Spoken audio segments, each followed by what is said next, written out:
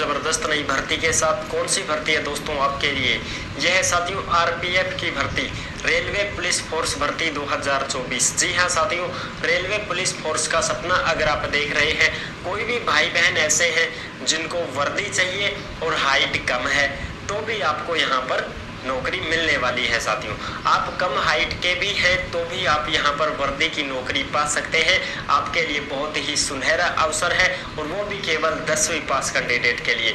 ना कोई 12वीं पास का लफड़ा, ना कोई सीईटी का लफड़ा, सीधा ओनली 10वीं पास अगर आप हैं तो आप इसमें आवेदन कर सकते हैं। और आवेदन शुरू हो चुके हैं, ऑफिशियल नोटिफिकेशन जारी हो चुकी है और आवेदन भी शुरू हो चुके हैं। आज ही चाहिए आप फॉर्म भर सकते हैं, कोई दिक्कत नहीं है साथियों। पूरी की पूरी जानकारी मैं आपको दूंगा, क्या फिजिकल रहने वाला है, क्या मेडिकल है, हो सकते हैं चाहे राजस्थान, हरियाणा, यूपी, बिहार, मध्य प्रदेश, सकत नहीं है भैया। अलग अलग जोन के हिसाब से भर्ती निकल रही है, आपकी मर्जी हो जिस जोन में आप भर्ती वो आवेदन कर सकते हैं। ठीक है साहब, और जो भी आपको डाउट हो, कोई भी शंका हो, तो आप इसकी सारी जानकारी देखने वाले हैं।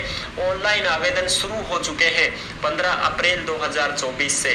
15 अप्रैल 2024 से इसके आवेदन शुरू हो चुके हैं और लास्ट डेट रहने वाली है 14 मई 2024।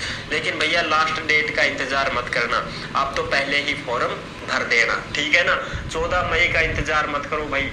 मैं तो ये कहना चाहूँगा कि आप ज़्यादा से ज़्यादा कोशिश हो तब तक 10 मई तक आप फॉर्म भर दे सभी भी, ठीक है। अच्छा, आप देखो एज की भी बहुत अच्छी खासी छूट मिली है।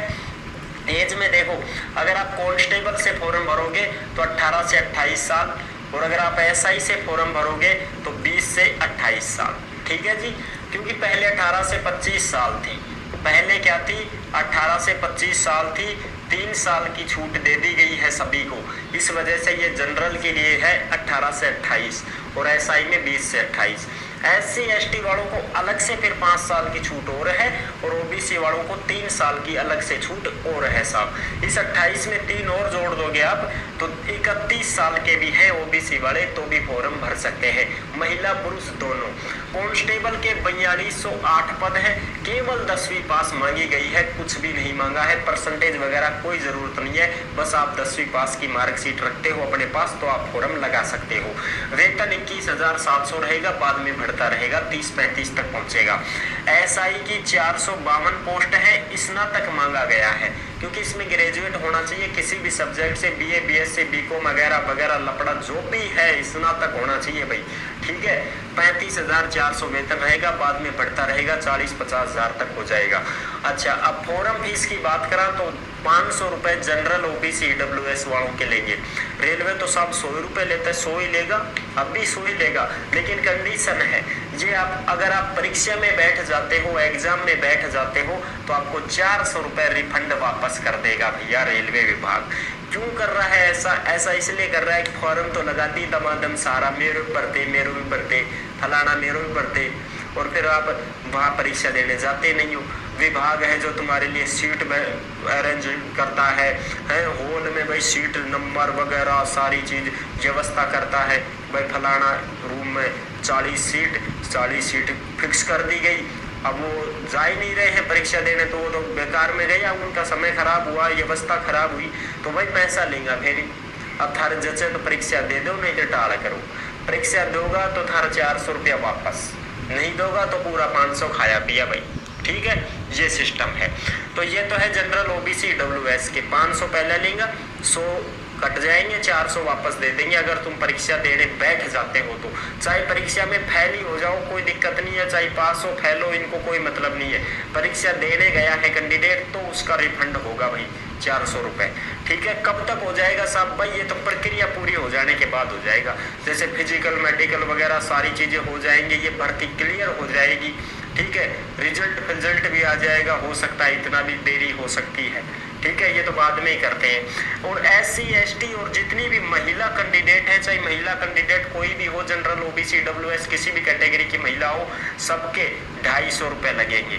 एक्स सर्विसमैन भी फॉर्म भरेगा तो 250 रुपये लगेंगे, और जैसे ही आप एग्जाम देने जाओगे तो आपके 250 पूरे वापस मिल जाएंगे आपको, ठीक है जी। चयन कैसे होगा? सबसे पहले सीबीटी एग्जाम होगा, 1/3 नेगेटिव होगी, फिजिकल होगा, डॉक्यूमेंट्स और मेडिकल और मेरिट लिस्ट जारी होगी। फिजिकल के लिए भैया 10 गुणा को बुलाया जाएगा, बिल्कुल, यानी कि एग्जाम देने जाओगे तो एग्जाम में 10 गुणा लोगों को फिजिकल के लिए बुला लेंगे, उनको एग्जाम में पास करेंगे। अब 10 गुणा का मतलब ये है कि 4660 पद हैं, तो गुणा 10 से करेंगे तो 46,600 के लगभग तुम्हारे कैंडिडेट फिजिकल में भाग लेने वाले हैं। तो 46,000 प्लस कैंडिडेट है जो फिजिकल में भाग लेंगे। और इसमें देखो भाई आपकी हाइट वगैरह फिजिकल की भी देख लेते हैं। हाइट देखो 165 सेंटीमीटर हाइट पुरुष की, 80 से 85 सीना, और महिला की हाइट 157 सेंटीमीटर।